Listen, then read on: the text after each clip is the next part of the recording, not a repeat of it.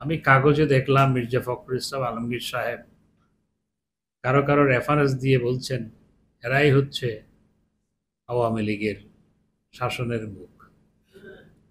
বিএনপির দুঃশাসন একটু মনে করিয়ে দিতে চাই, মির্জা ফখরুল ইসলাম আলমগীর সাহেবের কাছেও আমি একটু তুলে ধরতে চাই।